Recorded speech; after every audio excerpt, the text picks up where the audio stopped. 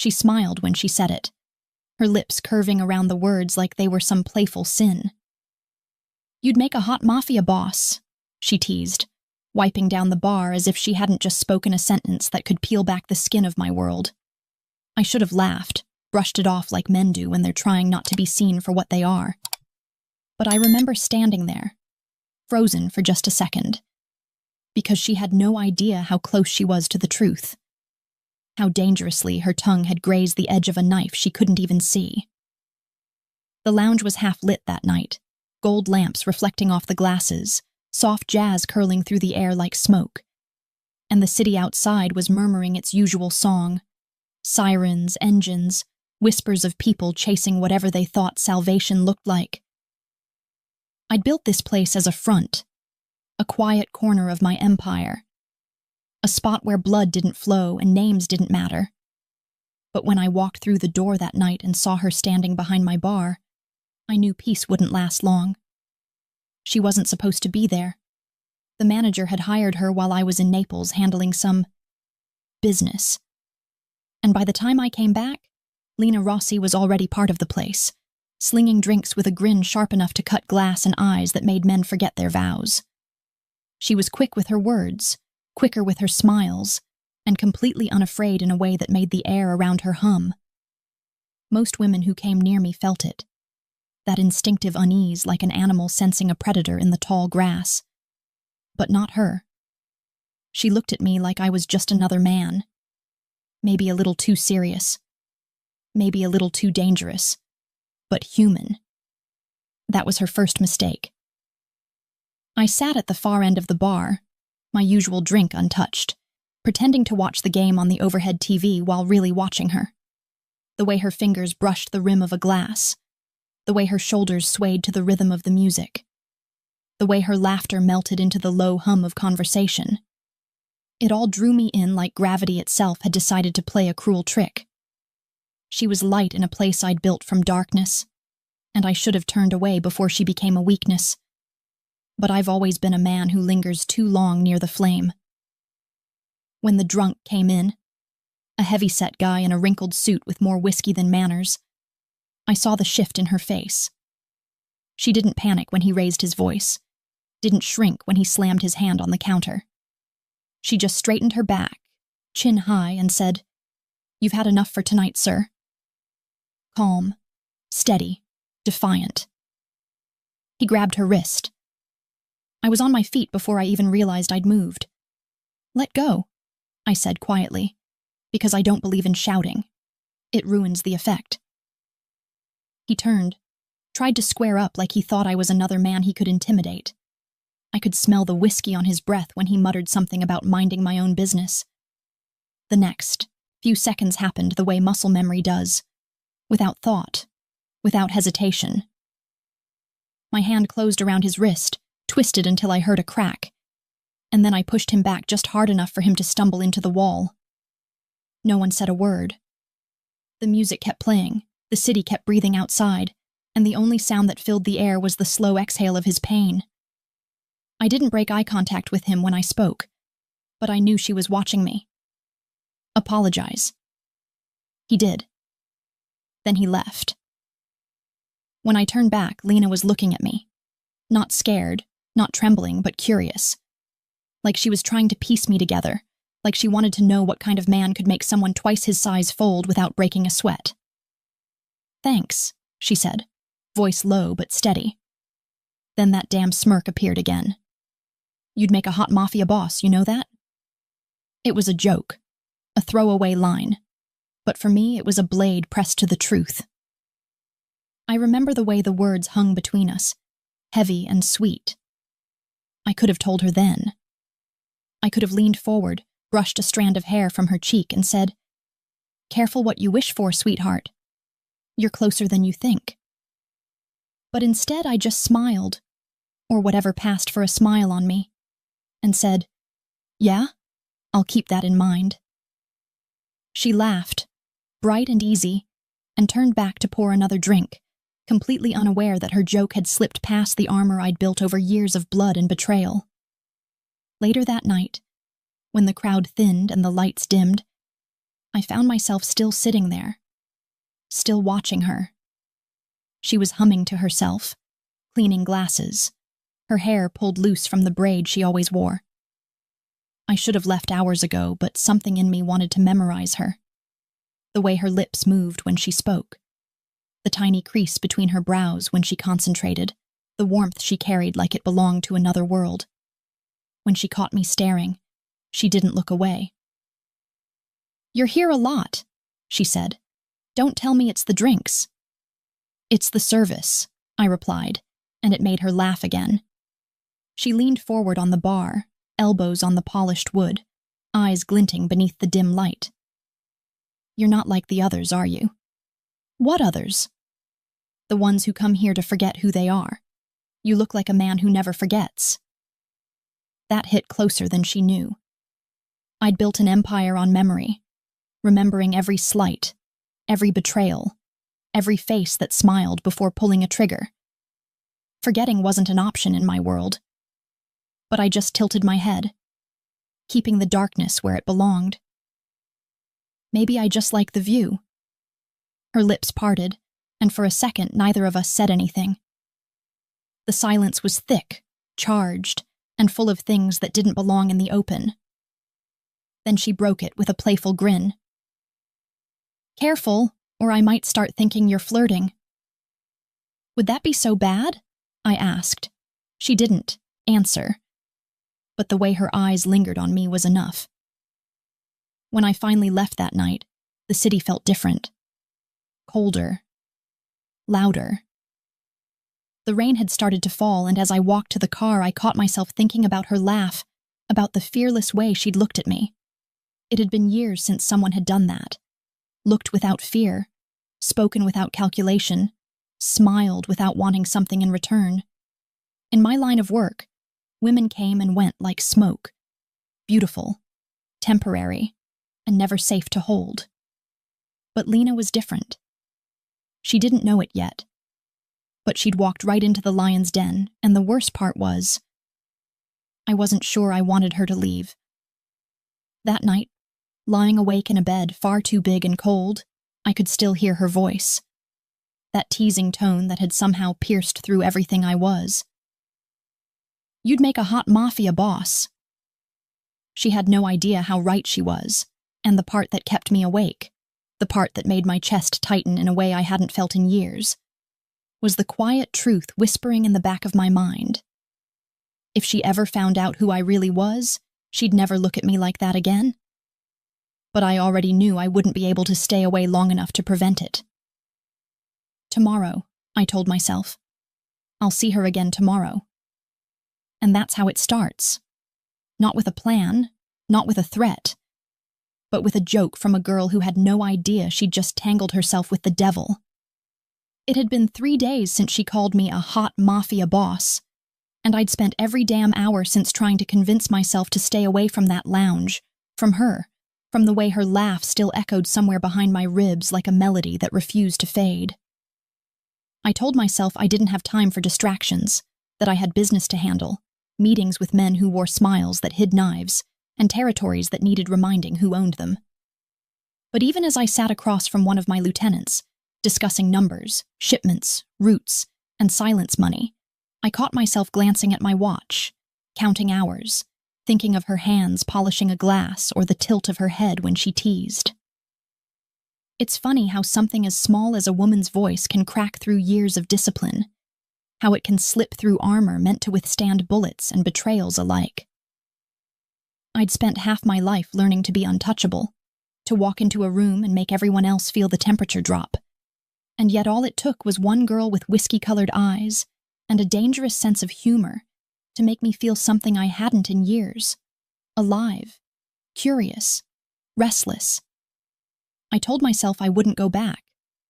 But when night came, I found myself in front of the same building again, standing under the amber glow of the streetlight, the city humming low and restless around me.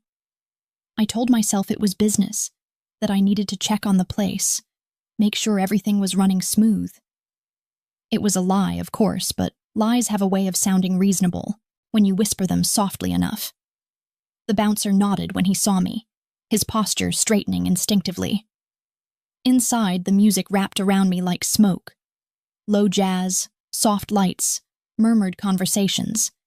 And there she was, behind the bar, her hair pulled into a messy bun this time, a few strands falling across her cheek. She was laughing with a customer, her body angled just enough to show the curve of her shoulder, and I felt something sharp twist inside me. Something possessive. Something primal that had nothing to do with logic or strategy. She saw me before I could look away. Her eyes lit up, surprise flickering into amusement. "Well, well," she said when I took my seat at the bar. "I thought you were just a one-night mystery."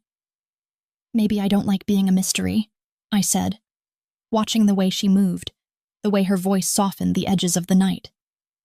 She grinned, leaning closer, her perfume subtle, something floral with a hint of danger beneath it.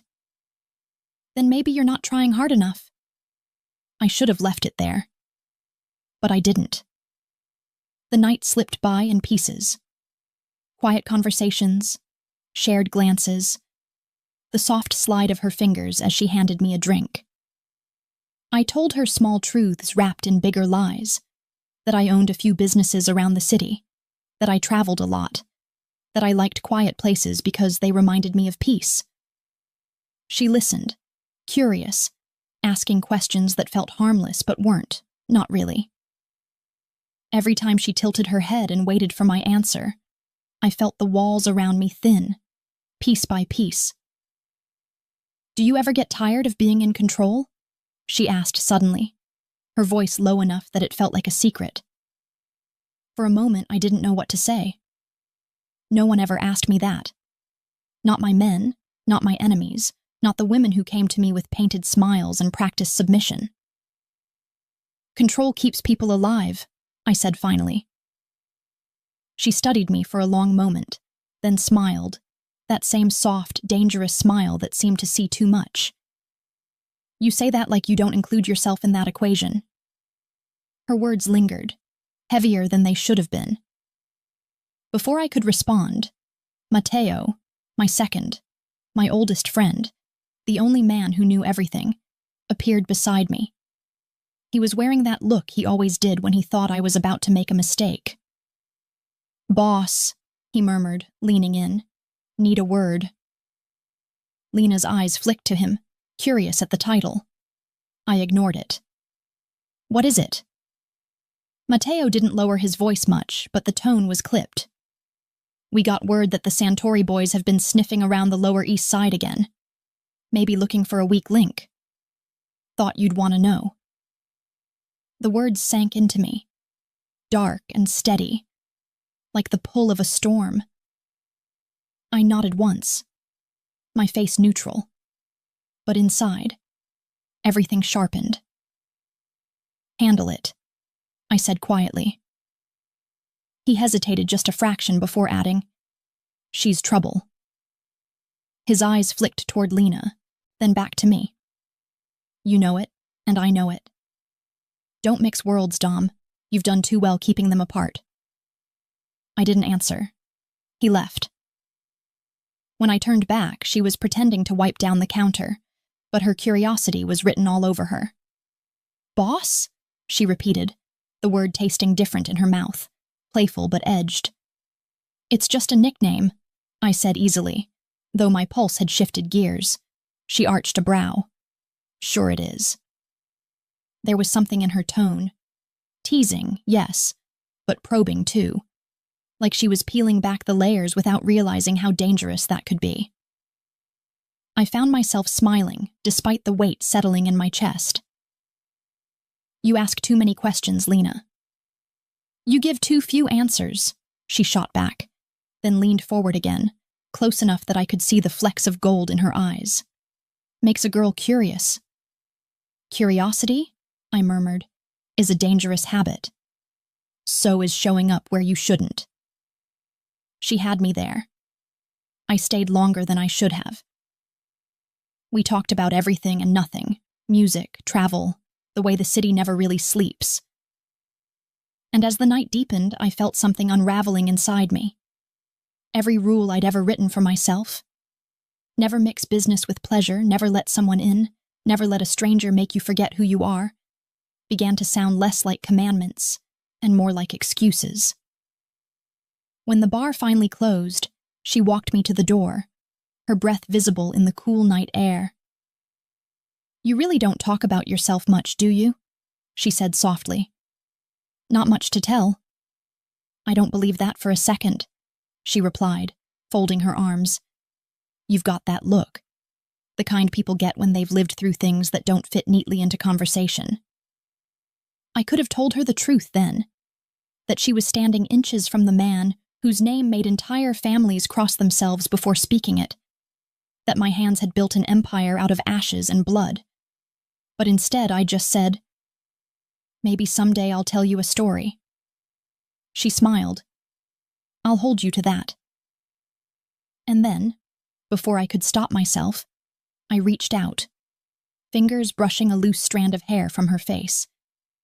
She didn't flinch, didn't pull back, just looked up at me with that steady gaze that could undo a man faster than a bullet.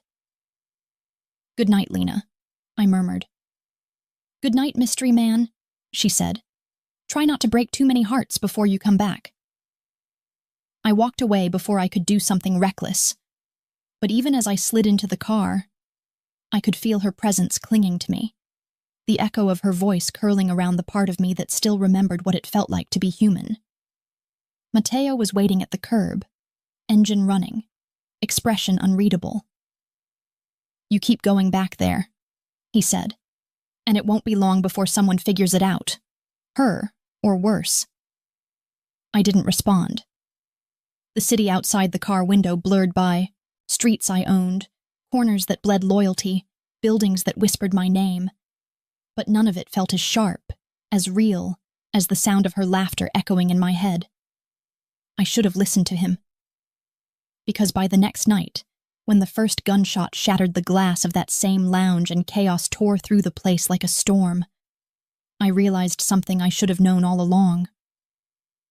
The moment I walked back into her world, I'd dragged mine in with me. The night it happened, the air was heavier than usual. That kind of New York humidity that clings to your throat and tastes faintly of metal and rain. The kind that makes you feel like the city itself is holding its breath, waiting for something to break. I should have listened to that silence, that small shift in the rhythm of things that only men like me notice.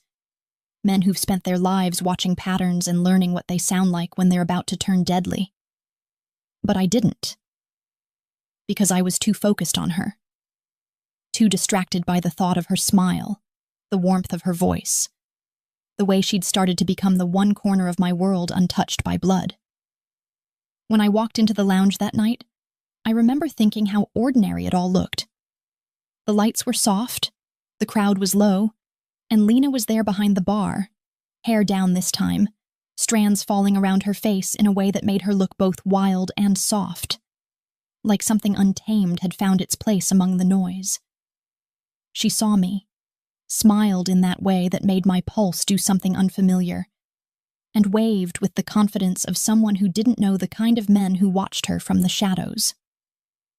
I took my usual seat at the end of the bar, the same spot where her joke had first cut through my armor, and she came over, towel slung over her shoulder, eyes glinting with mischief. "You again," she said, pouring my drink before I could ask. "You're going to make people think I'm your favorite bartender." "Maybe you are," I said, my tone even, but my eyes never leaving hers. She laughed, the sound soft and real, and for a fleeting second the world felt almost normal, as if I were just another man, and she was just another girl, and there wasn't an empire of violence lurking beneath the surface of everything I touched. But peace is a fragile thing. It never lasts in my world. The first crack came not in sound, but in instinct, that subtle pull in my gut that told me something was wrong. Mateo's voice echoed in my head from the night before. "You're blending worlds that don't mix." I'd built my life on control, on keeping lines drawn clean between business and everything else. But that night, those lines blurred the moment she leaned across the counter, close enough for me to smell the faint trace of citrus on her skin, and whispered, "You've got that look again, like you're somewhere else." I didn't have time to answer, because that's when the glass shattered. It wasn't loud at first, just a single sharp crack that sliced through the music, then another, then the scream that followed as chaos erupted. Gunfire, short bursts, sharp and merciless, cutting through the air like thunder. I was on my feet before thought even caught up to instinct. "Down!" I yelled, grabbing her arm and pulling her behind the bar, just as another bullet tore through the shelf of liquor above us, glass raining down like diamonds and blood. She gasped, not from fear but from shock, eyes wide, heart racing. "What the hell is happening?" she breathed, voice trembling but steady enough to make me look at her. Really look at her. And realize that no matter how much danger she was in, she hadn't broken yet. "Stay down," I said, pressing her hand against my chest as if that could anchor her to me. "Don't move." The next few minutes were chaos.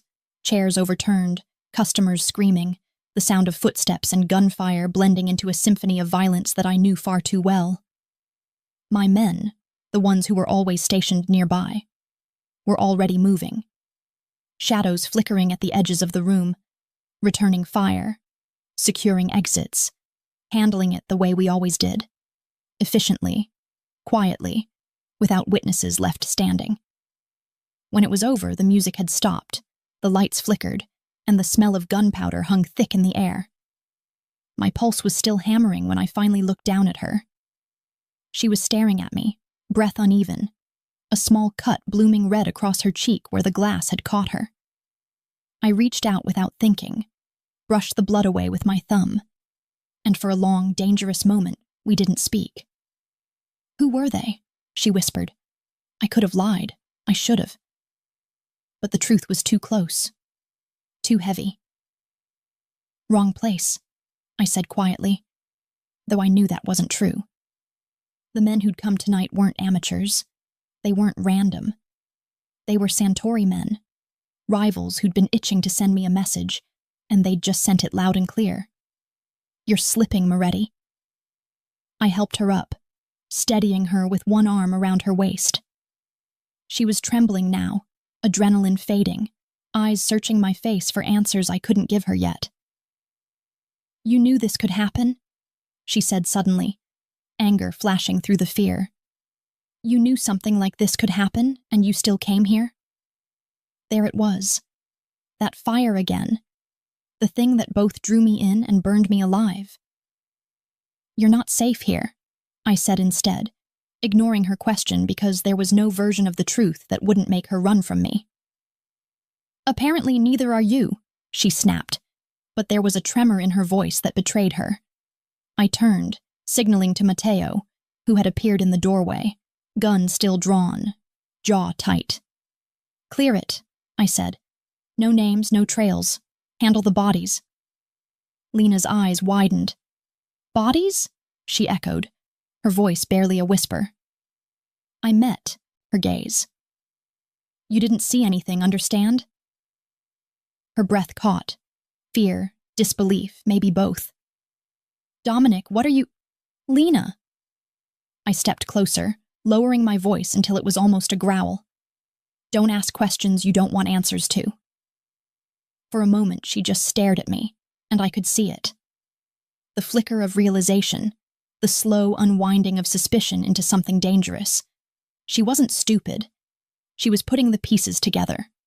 The word boss from Matteo's lips, the men who obeyed me without hesitation, the way I'd moved during the chaos, calm, deliberate, unshaken. She took a step back, eyes flicking between me and the blood pooling near the shattered glass. "Who are you?" I opened my mouth to answer, but Matteo interrupted. "We've got to move," he said. "Cops'll be here in 10.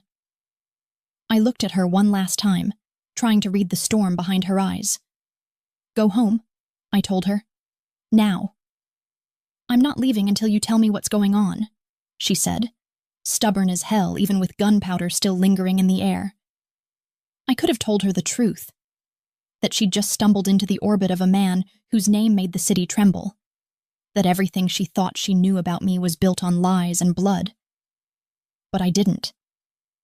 I just said, "Please, Lena, go."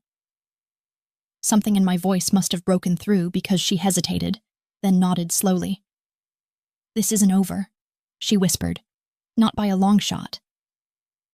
She turned and walked out, her silhouette framed by flashing red lights from the street beyond, and I stood there watching her go, feeling something inside me shift, something that felt dangerously close to regret.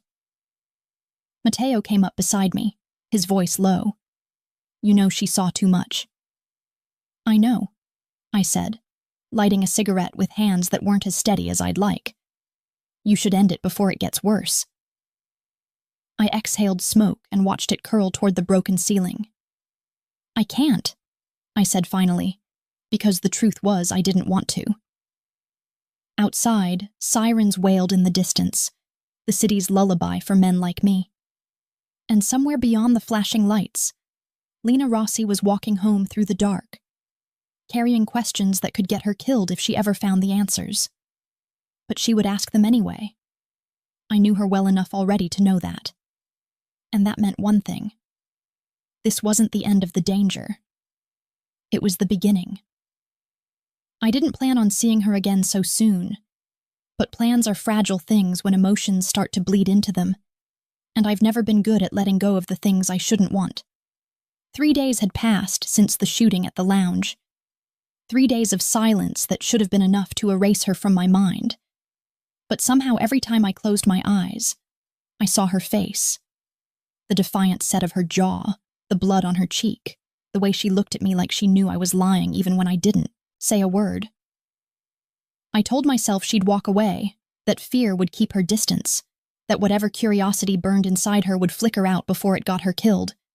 But that was me underestimating her again, because Lena Rossi was not the kind of woman who ran from fire. She was the kind who looked at it and wondered how close she could stand before it consumed her. It was early evening when she showed up at my office. No call, no warning. Just the sound of the elevator door sliding open and her walking in like she owned the place. The security downstairs had let her through, probably because she had that look. The kind that made people forget their training. The kind that slipped through defenses like smoke. She was wearing a dark coat, her hair loose, her eyes sharp with purpose. "Nice place," she said, her tone casual but her hands clenched around the strap of her bag. "You're not exactly who you said you were, are you, Dominic?" I leaned back in my chair, suppressing the instinct to smile. "What makes you say that?" She scoffed. "You had men with guns at a bar that's supposed to be a quiet little business investment. You gave orders like someone used to being obeyed. People called you boss. So either you're running the most disciplined janitorial service in New York, or you're hiding something a hell of a lot darker." Her courage fascinated me. The way she spoke to me, the way her voice trembled only slightly, the way she refused to step back even when she should. Most people flinched under my gaze, but she met it head on, unblinking, like she was daring me to confirm her worst suspicion. I stood and walked toward her, slow enough for her to decide whether she wanted to stay or run. She didn't move. When I stopped in front of her, close enough to feel the warmth of her breath, I said, "You shouldn't be here." "Why?" she challenged. "Because I might find out who you really are." I studied her face, the mix of defiance and fear, and something else simmering beneath it, something that looked a lot like longing. "Because people who ask too many questions about me don't usually get to keep asking them." Her pulse quickened. I could see it fluttering just below her skin, but she didn't back down. "Then you'll have to kill me," she said, and for a second, I almost laughed at the absurdity of it, at the quiet audacity in her voice. Instead, I reached out and brushed a loose strand of hair from her cheek. "Don't tempt me, Dolcezza," I murmured, and the word rolled off my tongue like smoke. "You don't know what you're playing with." She exhaled shakily, eyes darting between mine, searching for some trace of the man she thought she knew. "Then show me," she said, her voice barely above a whisper. "Show me who you are, Dominic." There are moments in a man's life where a single choice divides everything before and everything after. That was mine. "Dinner," I said finally. "Tonight. You want answers, you'll get them. But you won't like what you hear." Her brow furrowed. "Dinner? That's your idea of full disclosure?" "My idea of a warning," I said, and she must have seen something in my expression, something dark and final, because she hesitated, then nodded. "Fine," she said. "Dinner." The restaurant was one of mine, dimly lit, quiet, with a private corner that overlooked the city through tall glass windows. The staff didn't speak when we arrived, didn't ask questions, didn't even make eye contact. They knew better. She noticed, of course. She noticed everything. "People treat you differently?" she said as I pulled out her chair. "I give them reasons to," I replied, and she laughed softly, though there was no humor in it. Over dinner, we talked in circles. She asked about the lounge, about the men who worked for me, about the shooting. I deflected, offering half-truths and careful silences. She called me out on every one of them. Somewhere between the second glass of wine and the main course, her irritation turned into something sharper. "I'm not stupid, Dominic," she said, voice low but steady. "I've read about the Moretti family. I've heard the stories, the disappearances, the money laundering, the little wars no one talks about. And now here you are, sitting across from me, with that same name you never bothered to mention. You think I don't see it?" I stared at her for a long moment, then leaned forward. "You think you want to know," I said softly, "but you don't. Once you do, there's no going back." She swallowed hard. "Then don't make me guess." I didn't answer right away. I just looked at her, really looked at her, and wondered how someone like her could exist in a world like mine, how someone so full of light could still sit across from a man built out of shadows and not flinch. Finally, I said, "What would you do if I told you everything they say is true?" She blinked, her fingers tightening around her glass. "Then I'd want to know why." The simplicity of it struck me harder than I expected. Not how, not when, not who. Just why. "Because someone had to," I said after a long silence. "Because when my father died, I inherited more than a name. I inherited debts, enemies, a city carved in pieces by men who smiled while they slit throats. Because walking away wasn't an option. Because power doesn't forgive weakness. And the only way to survive is to be the man everyone else fears." She didn't speak. Her expression didn't change. But I saw it. The flicker of understanding mixed with horror. The realization that the man sitting across from her wasn't the kind of man you dated or teased or flirted with at a bar. I was the kind of man people prayed they'd never owe anything to. "Do you regret it?" she asked finally. I took a long breath. "Every day. I try not to." The silence between us stretched, thick and heavy, until the waiter returned to pour more wine and disappeared again without a sound. When she finally looked up, her eyes weren't afraid. They were steady. "You should have told me sooner," she said. "Would you have stayed?"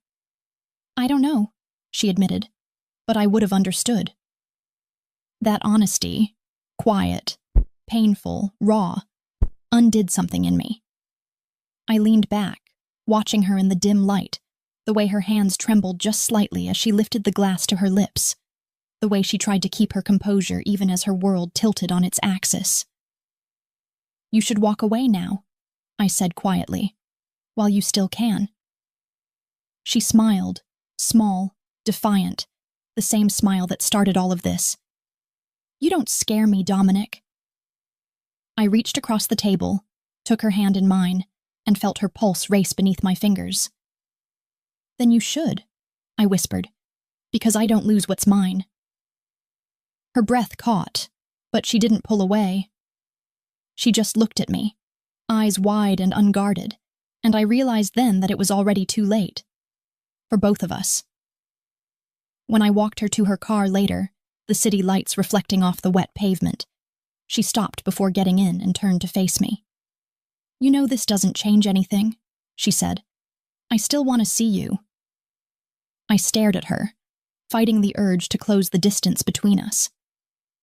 "You have no idea what you're saying." "Maybe not," she said, "but I know what I want." And then she leaned up, pressed her lips to mine, soft, unexpected, devastating, before pulling back and whispering, "Good night, boss." I stood there long after she drove away, watching her taillights disappear into the darkness, and for the first time in years, I felt something I couldn't name. It wasn't love. Not yet. But it was close. Too close. And as the night swallowed her car, I realized with a cold certainty that I'd just invited her deeper into a world that would eat her alive. I told myself I wouldn't see her again after that night. That one dinner was enough to remind me why men like me don't get to touch things that shine too brightly. But self-control has always been a fragile lie when it comes wrapped in silk and laughter and the scent of someone who doesn't know what it means to be afraid of me. The days that followed blurred into one long ache. Meetings, deals, messages coded in numbers and names, and yet in the middle of all of it, I kept hearing her voice echoing in the back of my mind, soft and dangerous, saying, "You don't scare me, Dominic." That was the thing about her. She said it like a challenge, like she didn't know how close she was to standing on the edge of a cliff, staring down into the kind of darkness that swallows people whole. When she called me, it wasn't fear that colored her voice, but irritation, like she couldn't decide if she wanted to, scold me or tempt me again. "You disappeared," she said. "No text, no call, not even a smoke signal. Am I supposed to assume that's part of your mysterious boss thing?" I'd been sitting in my office at the time, the city stretching wide and glittering beneath the window, my men stationed outside, their voices muffled through the closed door. And for a second, I let myself smile. A small, dangerous curve of the mouth that didn't belong to a man who should be smiling at all. "I told you to stay away," I said. "And I told you I don't listen well," she shot back. And there was a pause. That tiny moment where I heard her breathing slow, like she was trying to decide whether she'd already crossed a line. "Dinner again," she said finally. "My turn." It wasn't a request. That's what I remember most about that night. Not the dinner itself, not the restaurant, not even what we said. What I remember was her daring me, in that quiet way she had. To let her in. To let her see past the lines I'd drawn. And the worst part was, I wanted to. God help me, I wanted to. The truth is, I'd spent years wearing the same face. Calm, collected, lethal when necessary, polite when useful. I'd perfected the art of pretending to be human, of sitting at tables with men who ordered death like dessert, and smiling as if I hadn't already decided which of them wouldn't see the sunrise. But with her, the mask slipped. It always did. Every time she looked at me, I felt something raw shift inside, something I thought I'd buried a long time ago, something like hunger. Not the kind that can be sated with flesh or wine or power, but the kind that aches for something clean, something real. She arrived late, as always, in a dress that didn't belong in the kind of world I lived in. Soft, blue, innocent, in a way that made the air feel heavier. The restaurant was quiet, candlelight flickering across her skin, her eyes searching mine for something I wasn't sure I still had. "You look like you've been thinking too much," she said, sitting across from me. "I always think too much." She smiled faintly, stirring her drink. "About me? Among other things? Liar." I wanted to tell her she was right. I wanted to tell her that the reason my nights felt longer lately, the reason the sound of my own heartbeat seemed louder, was because of her. But then my phone buzzed. One vibration, then two, then silence. It was Matteo, which meant it wasn't something that could wait. I excused myself, stepping outside to the narrow alley behind the restaurant. Matteo was already there, his face shadowed under the dim streetlight, a cigarette burning low between his fingers. "We've got a problem," he said without preamble. "One of the law firms handling the Santori investigation, the one we thought was clean, isn't." I frowned. "How bad?"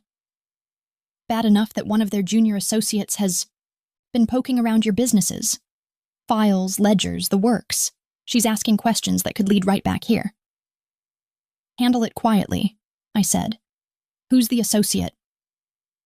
He hesitated, and that pause, that single, silent hesitation, was enough for the world to tilt. "Who?" I repeated. He met my eyes. "Lena Rossi." For a moment, I didn't breathe. The noise of the city faded, the hum of engines and laughter and sirens turned distant, unreal.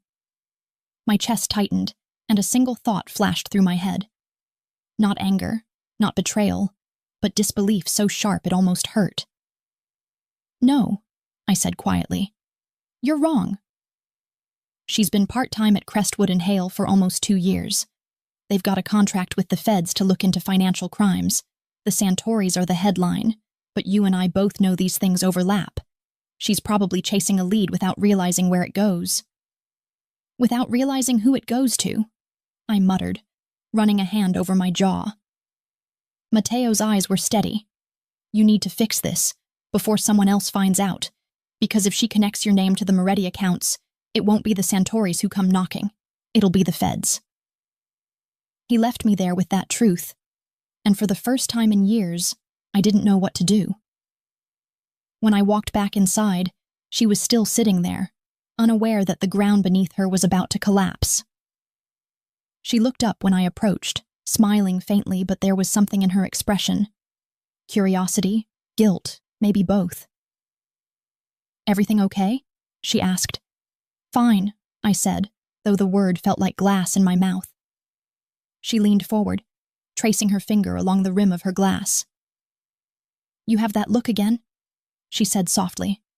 "The one that makes me think you're keeping something from me." "I am." The honesty in my voice startled even me. Her eyes flickered, searching my face, and for a second I thought she might push, might ask the question that would end us both. But she didn't.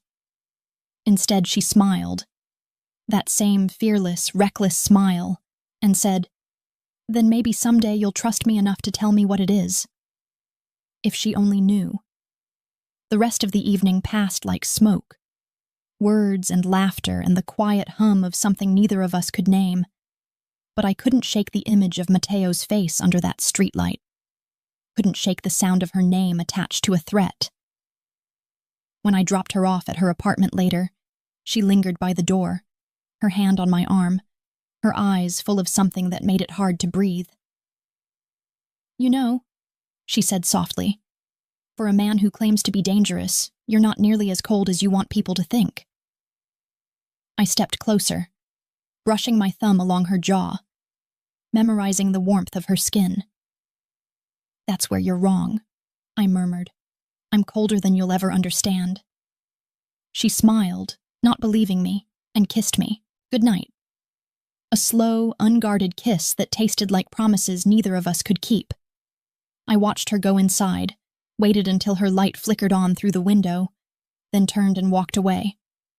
The night pressing down on me like a weight I couldn't shake. Back in the car, Matteo was waiting, his voice low. "So what's the plan?" I stared out the window, watching the glow of her apartment blur in the distance.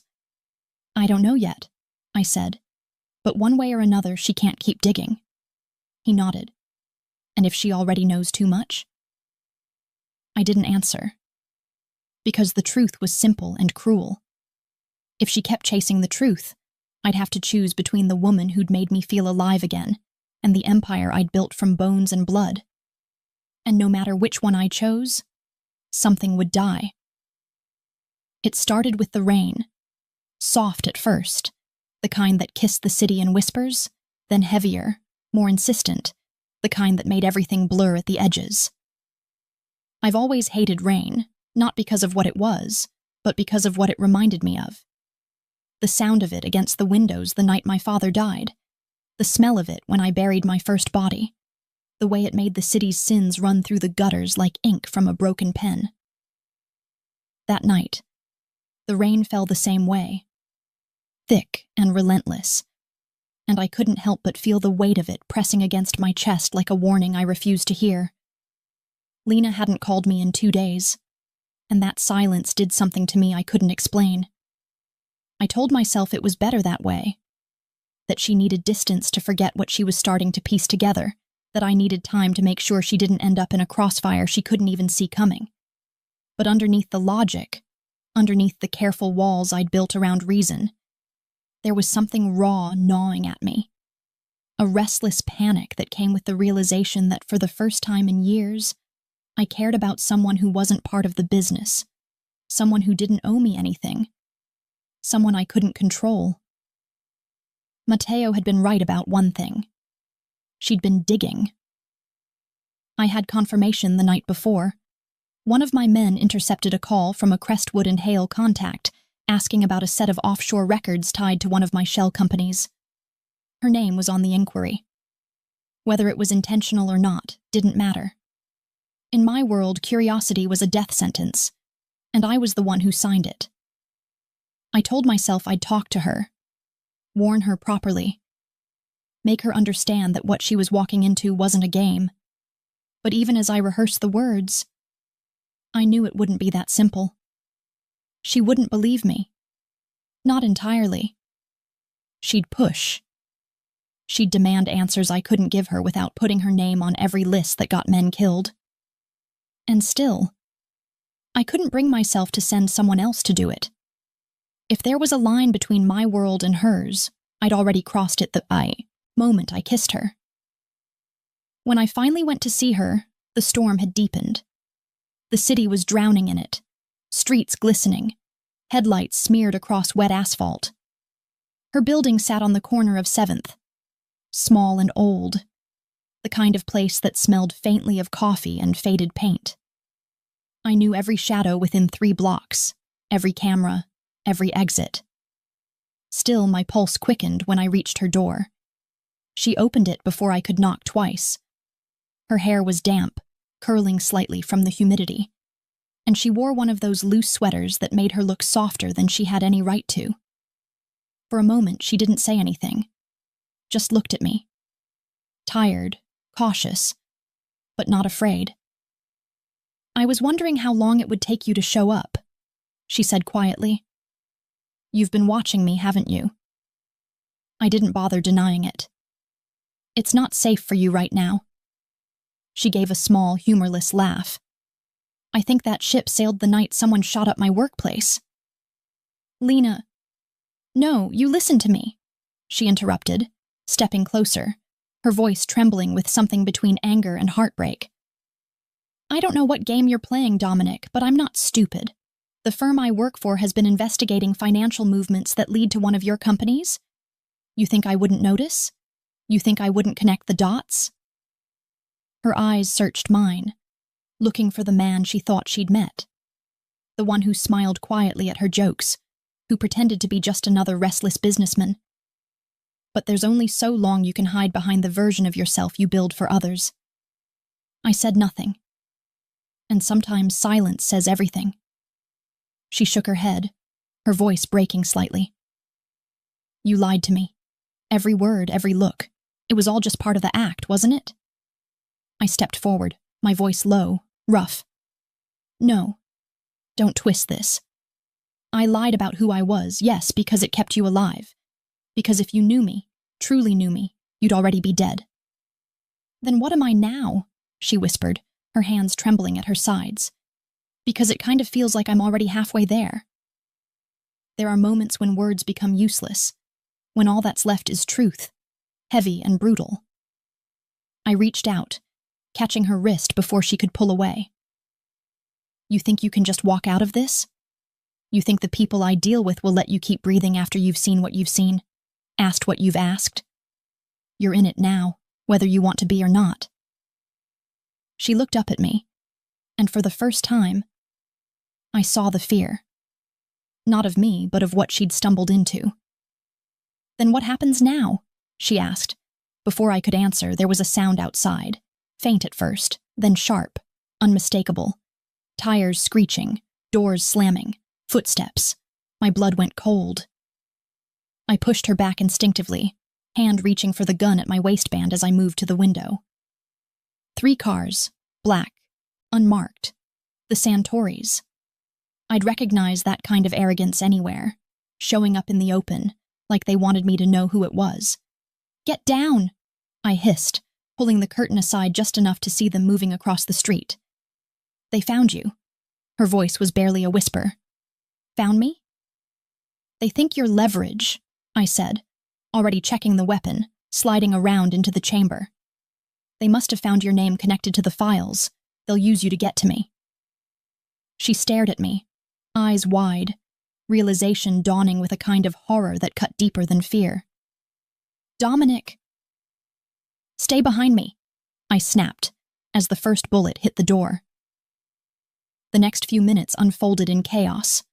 Wood splintering, glass shattering, the acrid smell of gunpowder filling the air. I fired back, controlled, precise, the way I'd been trained since before I was old enough to shave. 2 down before they crossed the threshold, another crawling back toward the stairs. The rain made everything slick, the thunder masking the sound of pain. When it was over, she was still there, pressed against the wall, eyes glassy, hands shaking but alive. I moved to her, cupped her face, and for a long moment I didn't know what to say. Are you hurt? She shook her head, a tear cutting through the soot on her cheek. You just killed them, she whispered. I saved you, I said, though the words felt hollow. She stepped back, her voice trembling. Saved me from your world. There was no denying it anymore. No masks left, no lies that could cover the truth. She'd seen it. The violence, the control, the darkness I carried like a second skin. I told you to walk away, I said, softer this time, almost pleading. And you came after me anyway, she replied, her voice cracking. So tell me, Dominic, was it because you wanted to protect me or because you didn't want to lose your favorite secret? I looked at her, rain dripping from my hair, the sound of sirens growing faint in the distance, and I realized that she didn't understand, that it wasn't about secrets or control anymore. It was about something far more dangerous. You don't belong in my world, Lena, I said, voice low, unsteady. But now that you're here, I can't let you go. Her breath hitched, and for a moment the silence between us was louder than the rain, louder than the city itself. Then she whispered, Then I guess I'm yours now, whether I want to be or not. And I should have told her that she wasn't, that I'd find a way to get her out, that I'd burn every bridge to keep her safe. But the truth was, in that moment, as I pulled her against me and felt her heartbeat against mine, I knew it was already too late. Because the war had begun. And the blood oath I'd sworn to my family, to my empire, to the life I could never escape. It now included her. The night after the shooting felt like the longest, one of my life. The kind that stretches endlessly across the dark, where every second weighs heavier than the last, and every breath feels like a negotiation with something unseen. The rain hadn't stopped. It came down in sheets, drumming against the windows of my penthouse like it wanted to get inside. Like it was reminding me that no matter how high above the city I lived, I was never really untouchable. The skyline bled through the fog, blurred lights flickering like dying stars, and somewhere in that quiet storm sat Lena, wrapped in one of my shirts, hair damp, eyes distant, her silence louder than any scream I'd ever heard. I'd brought her here because there was nowhere else left for her to go. Her apartment was compromised. Her name had been passed through too many hands, and the Santoris had made their move. If I hadn't been there, she'd be dead. That truth should have justified everything. The guns, the blood, the lies. But watching her sitting there, small against the vastness of the room, I couldn't escape the feeling that I'd dragged her into something far worse than death. She hadn't spoken since we arrived. Not a word. Not when I patched the cut on her shoulder. Not when I poured her a drink. Not even when I tried to explain that she wasn't safe anywhere but here. She just watched me, her expression unreadable, her eyes following me like she was studying a stranger, or maybe an enemy. Finally, she said, "So this is where you live?" Her voice was flat, distant, but underneath it was something else. Disbelief, anger, heartbreak all bleeding together. "This is where I survive," I corrected quietly, pouring myself another drink I didn't need. She stood, crossing her arms, the shirt hanging loose around her. "You kill people, Dominic. You lie, you manipulate, you pull strings and expect everyone to dance. And you call that survival?" I set the glass down slowly, letting the sound of crystal against marble fill the silence between us. "I call it what it is. Survival doesn't ask for permission. It doesn't care who it ruins. It's not pretty, Lena. And it's not fair. But it's the only language power understands." Her eyes darkened. "Then teach me the translation, because right now all I see is a man who decided being feared was better than being human." The words cut deeper than I wanted to admit, and for a long moment I said nothing. I turned toward the window instead, watching the rain trace slow patterns down the glass, wondering when I'd stopped noticing the difference between control and loneliness. "I wasn't always this," I said finally, my voice quiet but steady, like I was confessing to something I hadn't spoken aloud in years. "You think I wanted this life? You think I woke up one morning and decided to build an empire out of fear? I inherited it, Lena. My father ran this city before me, and when he died, he left me a kingdom built on blood.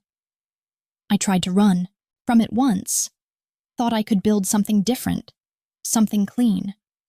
But men like me don't get to walk away from legacy." She said nothing, but I could feel her watching me, her breath shallow, her anger turning into something colder, understanding. "I was 19 when I saw my first execution," I continued, my hand tightening around the glass. "A man who'd stolen from my father. I remember thinking there had to be another way. But my father, he looked at me, right before he pulled the trigger and said, 'Mercy gets you killed in this business.'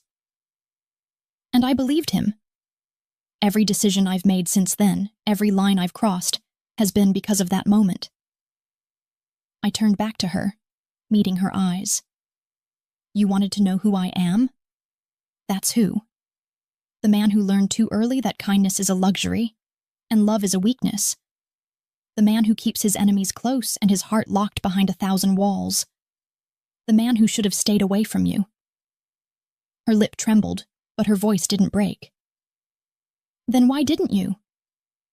"Because I'm selfish. Because I'm weak where you're concerned. Because for the first time in years I felt something that wasn't just hunger or hate. Because I wanted to believe there was still a part of me that could be touched without turning everything to ash. But I didn't say any of that.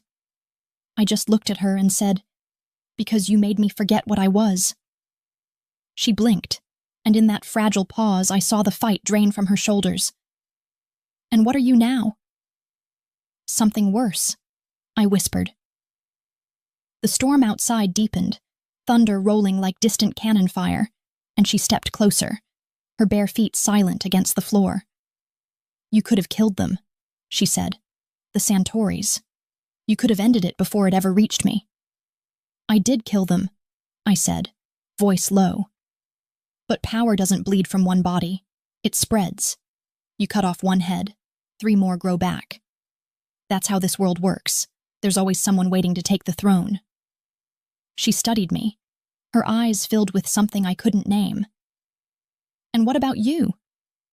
What happens when someone decides it's your turn to fall?"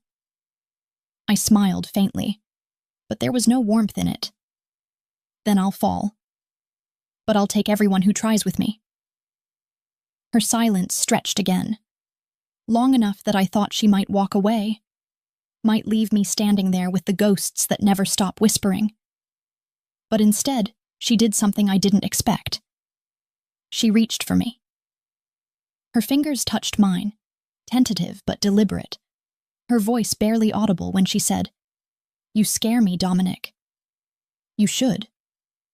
"But not for the reasons you think," she continued, her voice trembling now. "You scare me because when I look at you, I don't see the monster everyone else would. I see the man underneath, the one who still believes he can be saved." Her words hit like a gunshot, clean and brutal. I wanted to tell her she was wrong, that men like me don't get redemption, that every good thing we touch ends up rotting from the inside out. But before I could find the words, she stepped closer, close enough that I could feel her breath against my skin. "I don't know what this is," she whispered. "I don't know if it's love or insanity or something in between, but I can't stop wanting you, even when I should hate you." I closed my eyes, my control fracturing, and when I opened them again, I pulled her against me, my lips finding hers in a kiss that wasn't gentle, wasn't sweet. It was desperation made flesh, a confession in the language I knew best. Her hands tangled in my hair, her body pressed against mine, and for a moment the world fell away. No blood, no fear, no empire, just us, breathing each other in like the only truth left in a world built on lies. When she finally pulled back, her eyes glistened in the dim light. "Tell me it's real," she said.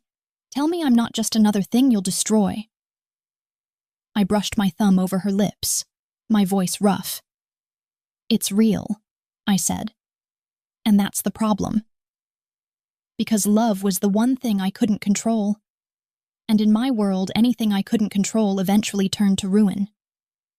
She didn't answer. She just leaned her forehead against mine, both of us breathing in sync, both knowing the storm outside wasn't done, not by a long shot. And as the rain kept falling and the city drowned beneath it, I understood something terrible and inevitable. This wasn't a love story. It was a confession, written in blood, waiting for the world to collect its due.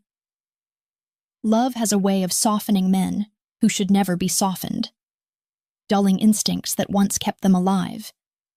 And I suppose that's what made me reckless. The way she looked at me like I was still capable of being more than a monster.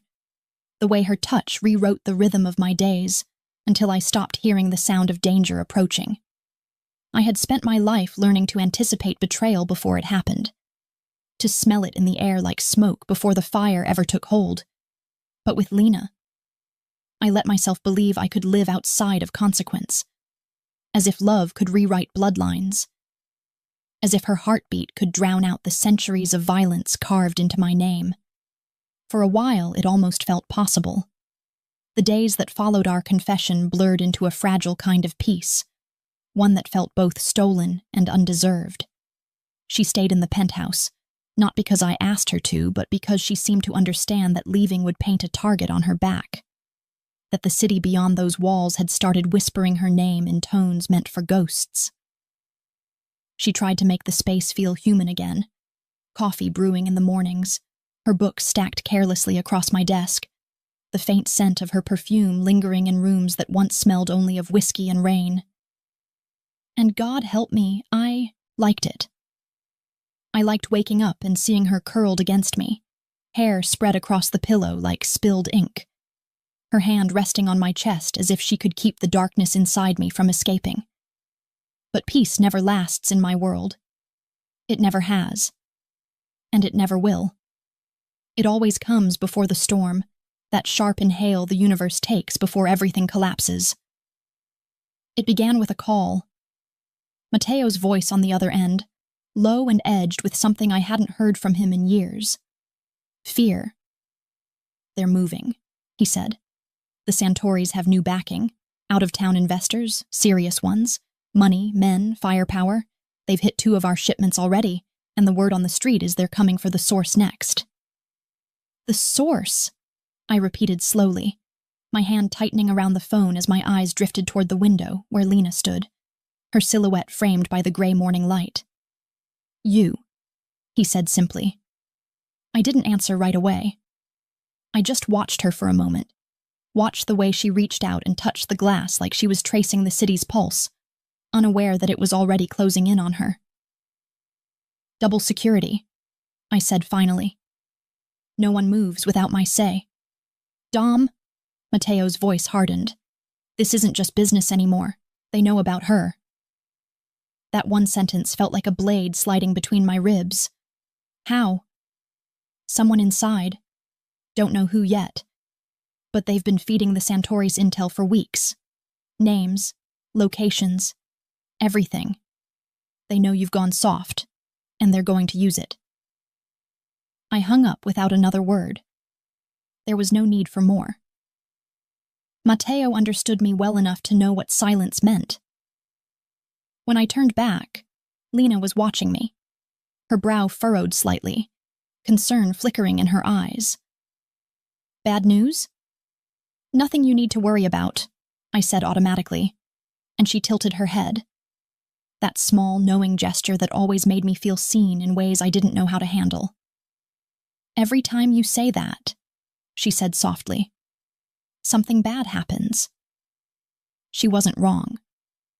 I wanted to tell her the truth then, that people were coming for her because of me, that the same hands that had tried to destroy me would use her as leverage, as bait, as punishment for making me feel something human again. But the words stuck in my throat. Love makes men believe in impossible outcomes, and for a moment I clung to that lie, the one that said maybe if I was careful enough, violent enough, fast enough, I could keep her untouched by the rot of my world. But fate is cruel, and it has a way of taking what you love most and twisting it until it screams. It happened that night. I'd left to meet Mateo, a quick discussion at one of our safe houses, no more than 30 minutes away. The rain had stopped, but the streets still glistened, the air heavy with the scent of exhaust and something metallic. When I returned, I knew something was wrong before I even stepped out of the elevator. The hallway was too quiet, the kind of silence that hums before a storm breaks. The door to the penthouse was cracked open, a sliver of light spilling into the hall like an accusation. My gun was in my hand before I even realized I'd drawn it. Inside, the place was chaos. The couch overturned, glass shattered, the faint smell of gunpowder lingering in the air. My heart stopped when I saw the smear of blood on the floor, small but deliberate, leading toward the window. "Lena!" I called, my voice sharper than I intended, echoing through the vastness of the room. No answer. I moved through the space like a ghost, every nerve on fire, every instinct screaming that I was too late. And then I saw it. The photograph she'd kept on the counter. The one of her and her sister now cracked down the middle, and beneath it a single playing card. The Black King, marked with a thin slash of red ink. The Santori's calling card. My pulse turned to steel. For a long time I just stood there, staring at that card, letting the weight of it settle into my bones. And then, without another thought, I called Mateo. "They took her," I said. My voice was calm, but inside I was unraveling. "Find out where. Find out who gave them her name. I don't care what it takes." "Dom, do it." I hung up and went to the liquor cabinet, poured a drink I didn't taste, and stared out at the city as the storm began again. Lightning flashing against the skyline like veins of light running through an open wound. I'd been angry before. I'd been ruthless, merciless, vengeful. But this was different. This wasn't business. This wasn't power. This was personal. She'd walked into my world without understanding the cost, and I'd let her. I'd let her believe that love could exist here, that she could touch something clean inside the dirt. And now she was gone, taken by men who thought they understood what kind of monster I was. They didn't know yet. They would. I poured the drink out. the amber liquid splashing across the marble like blood, and I whispered a quiet promise to the empty room. Not to her, not to God, but to myself. "I'm coming for you," I said, "and whoever took you will learn what it means to bleed slow." When Matteo called back an hour later, his voice was grim. "We found them. Old warehouse on Pier 42. They've got her surrounded. Heavy security. 6 men minimum, maybe more." "I'll handle it," I said. "You're not thinking straight, Dom. I've never thought clearer in my life." I ended the call, strapped on my weapon, and took one last look around the apartment that still smelled like her. Coffee, rain, and something heartbreakingly alive. I thought about the way she'd smiled at me that morning, the way her fingers had brushed mine, the way she'd said, "Every time you say it's nothing, it's always something." She'd been right again. As I stepped into the elevator and the doors slid shut, I caught my reflection in the mirrored wall. The same face the city feared, the same eyes that had watched too many men die. But now there was something else there too. Something colder. More dangerous than I'd ever seen before. Love hadn't made me weaker. It had given me a reason to burn the world to ash. And by the time the elevator reached the ground floor, I already knew. The Santoris had no idea what they'd started. The rain had stopped by the time I reached the docks, but the air still smelled like thunder, thick and sharp and charged with the promise of violence. The city was asleep above me, unaware that beneath its glittering skyline, a different kind of storm was about to break, one that wouldn't leave water in its wake, but blood. I remember thinking how quiet it was, how the silence pressed against my ears until it felt almost deafening, how my heart beat like a drum I couldn't silence. Somewhere in that silence was Lena, surrounded by men who thought they could use her name to carve fear into mine. They didn't understand that I'd already made peace with being feared. It was love that made me dangerous. The warehouse stood at the end of the pier, an old skeleton of rusted metal and broken windows, lit by the flickering glow of a few hanging lamps. I moved like a shadow, every step measured, every thought reduced to instinct. Matteo was supposed to meet me there, but I'd left before he could stop me. I didn't want reason. I wanted retribution. Inside, the smell of salt and oil and gunpowder mingled in the damp air. I could hear voices. Low, male, careless. Laughter that didn't belong in a place like that. I slipped between stacks of crates, my hand steady on the gun at my side, and the closer I got, the more I could hear her voice. Muffled, trembling, but alive. That sound cut through everything, through the noise in my head, through the ghost that had been whispering my name since I was a boy. I saw her then. She was tied to a chair near the center of the room, a single bulb swinging overhead, casting long shadows across her face. There was blood on her lip, her cheek bruised, but her eyes, God. Her eyes were still defiant, still burning with that same fire that had undone me from the start. 3 men stood near her, 2 of them armed, the third pacing slowly, his expensive shoes leaving faint echoes on the concrete.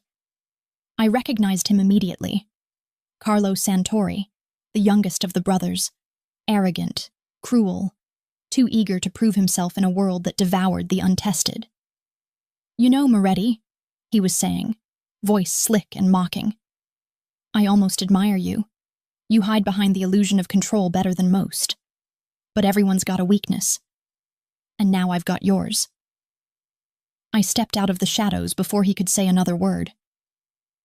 "Then I suppose you've finally run out of luck," I said, and the sound of my voice made all 3 of them turn.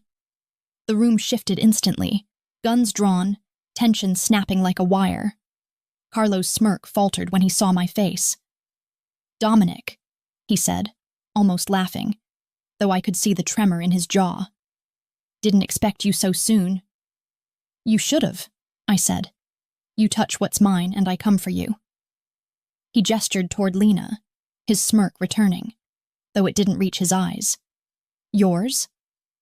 She doesn't look like the kind of woman who belongs to anyone. I moved closer, slow, deliberate, my voice low and steady. Let her go, and maybe I'll make your death quick. He laughed. You won't shoot me, Moretti. Not here, not now. You've got too much to lose.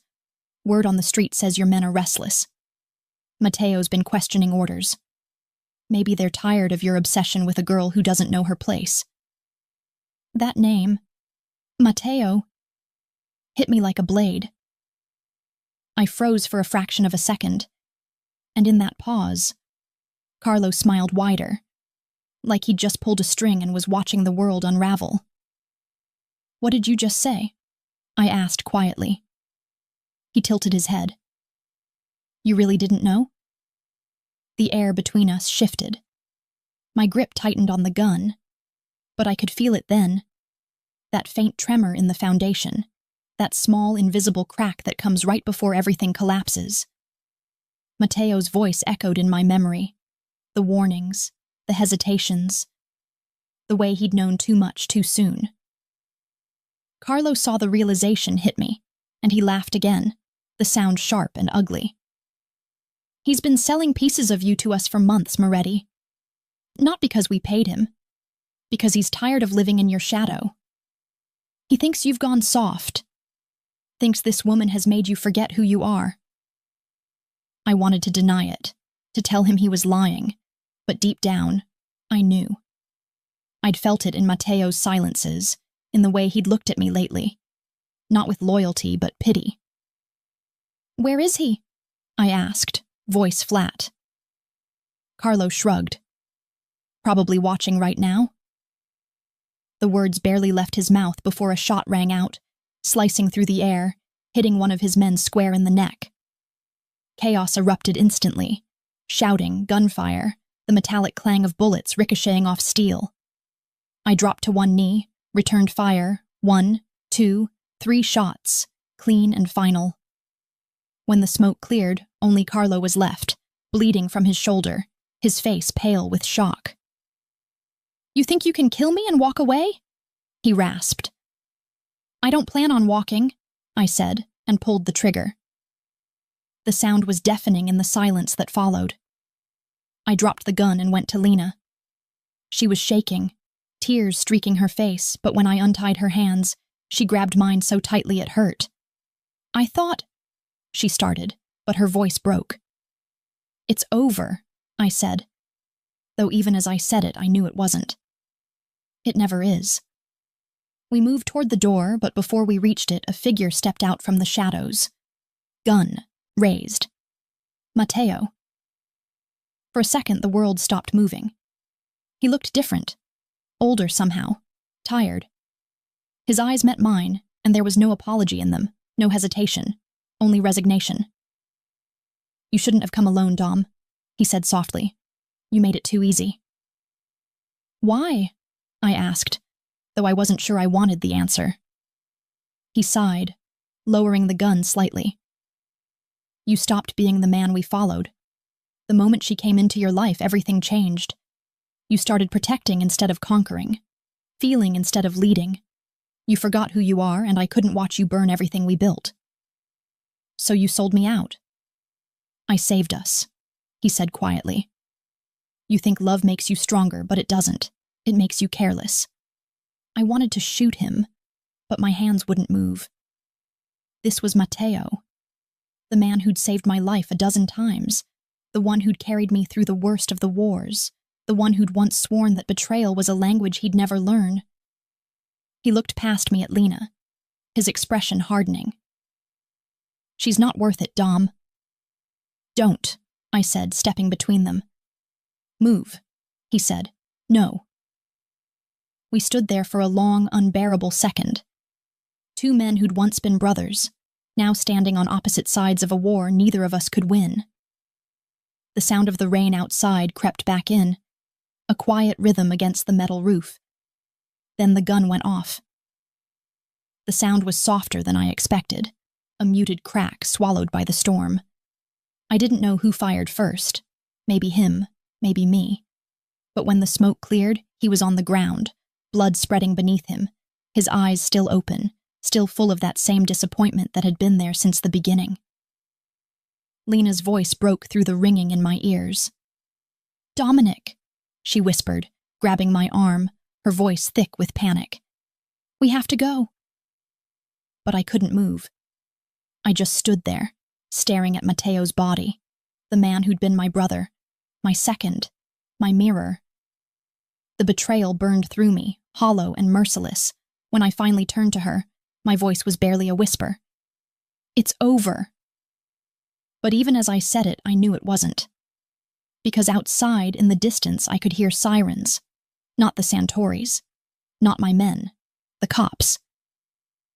And I knew, with a kind of cold, sinking certainty, that the final act of this story wasn't going to end with a bullet. It was going to end with the truth.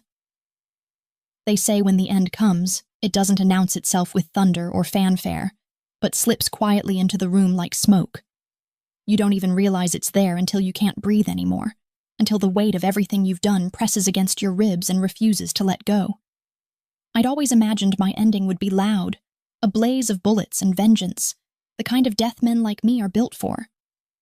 But standing there on that rain-soaked pier, Mateo's blood on my hands, and the wail of sirens cutting, through the darkness I realized the truth was far more cruel. The end doesn't come with fire, it comes with silence. The kind that follows betrayal. The kind that lives in the eyes of the woman who has seen too much of you to ever look at you the same again. Lena was trembling beside me, her face pale in the flashing red and blue light that bled through the warehouse windows. Her hands were shaking, not from cold, but from the shock that still clung to her bones. She'd seen everything, the gunfire, the blood, Mateo's final breath. And though I wanted to tell her it would fade, that memory doesn't work like that. The first time you take a life, it stays with you. It follows you into every quiet room, every dream, until it becomes part of your shadow. "Dominic," she whispered, her voice breaking like glass. "We have to go. Now." The sirens were getting closer, the lights brighter. But for a moment I couldn't move. I was staring at Mateo's body, the man who had been my brother in every way that mattered. And all I could think about was how betrayal feels different when it comes from someone who once would have died for you. It doesn't just wound you, it hollows you out, leaves you walking through the wreckage of your own loyalty, wondering where you went wrong. "Go ahead," I said finally, my voice rough, foreign even to my own ears. "Take the car. Head north. Follow the river. I'll find you." She shook her head violently. "I'm not leaving you, Dominic." "You have to," I said, more sharply this time. But the look in her eyes stopped me. That mix of fear and defiance that had always been her signature. The same look that had pulled me toward her from the beginning. "I've already lost too much," she said softly. "Don't make me lose you too." And for the first time in a long time, I didn't have an answer. The police lights flared brighter through the broken windows, and in the distance I could hear the dull thud of helicopter blades cutting through the fog. My name had been whispered for years in this city. In alleyways, in boardrooms, in the kinds of places where power and sin shake hands. But now it wasn't being whispered anymore.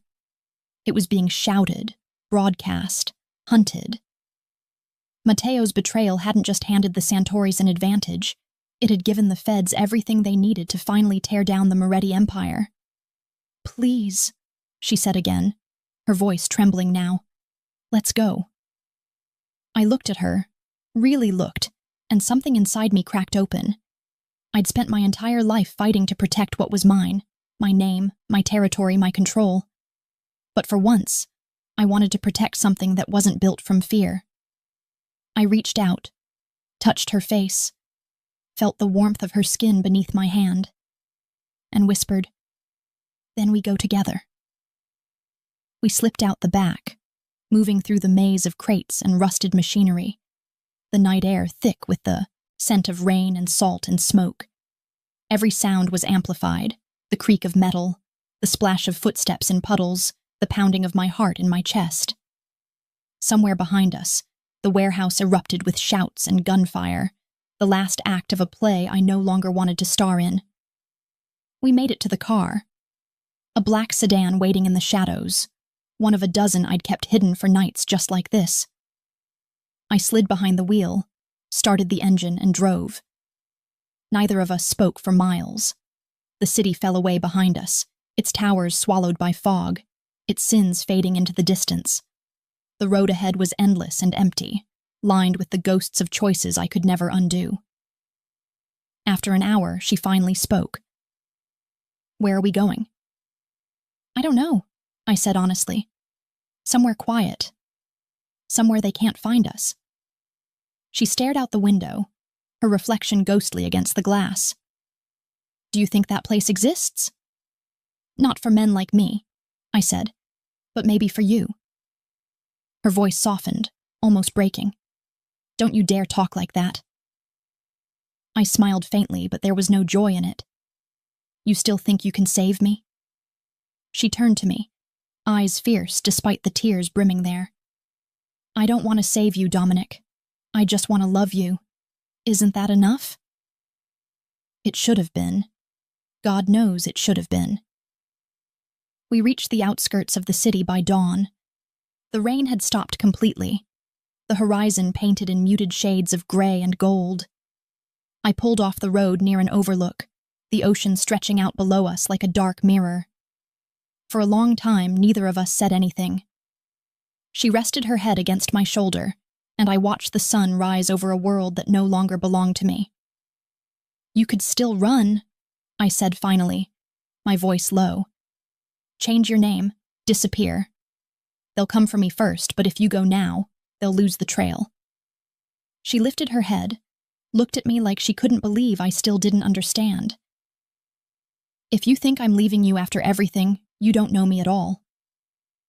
I closed my eyes, took a slow breath, and for once, let myself imagine a different ending. A quiet life somewhere far away, her laughter echoing through rooms that didn't reek of smoke and regret. But even as I pictured it, I knew it was a dream built on ashes. You can't outrun who you are. You can't scrub the blood from your name. And then the headlights appeared on the horizon. Black SUVs, fast, precise, too organized to be coincidence. Lena saw them the same moment I did. "Dominic, I know." She reached for my hand, her grip tight, trembling. "We can still—" But she didn't finish the sentence because we both knew there was no still. There was only now. I killed the headlights, stepped out of the car, and drew my gun. The ocean wind tore at my coat, cold and relentless, carrying the faint echo of sirens in the distance. The sun was climbing higher now, slicing, through the fog like a blade. I looked back at her, the woman who had walked into my darkness and somehow made it feel like light. And for the first time, I understood what it meant to lose everything and not care. "If they get past me," I said quietly, "you drive. Don't look back." She shook her head, tears spilling freely now. "I can't." "You can," I said, forcing a smile I didn't feel. "Because that's what strength looks like. You think it's me standing here holding a gun, but it's you, Lena. It's always been you." She pressed a hand to her chest, trying to hold herself together. "Dominic, please." But there wasn't time for more. The cars stopped at the edge of the cliff road, doors flying open, men spilling out like shadows, guns raised, voices shouting orders I couldn't hear over the sound of my pulse. I turned toward them, feeling the familiar calm settle over me, that razor-edged clarity that comes only in the moments before everything ends. I could taste the salt in the air, feel the weight of every sin I'd ever committed pressing against my skin. And somewhere behind me, Lena whispered my name, soft as prayer. I smiled, not because I wasn't afraid, but because for the first time I knew exactly who I was. Dominic Moretti, son of a sinner, king of a broken city, lover of the one thing I was never meant to have. I raised my gun, aimed and whispered, "For you." The world erupted in sound, gunfire, shouts, the roar of engines, and in that chaos, time stopped. I didn't feel the bullets. I didn't feel the ground give way beneath me. I only felt the warmth of her hand as she reached for me one last time. They say the ocean takes everything eventually. The blood, the sins, the names. And maybe that's what redemption looks like in the end. Not forgiveness, not peace, but surrender. As the light swallowed everything, I heard her voice again, faint and trembling, carried by the wind. "You'd make a hot Mafia boss," she'd said once, laughing, not knowing the truth. And maybe she was right. Maybe I did. But all I ever wanted was to be the man she believed I could be.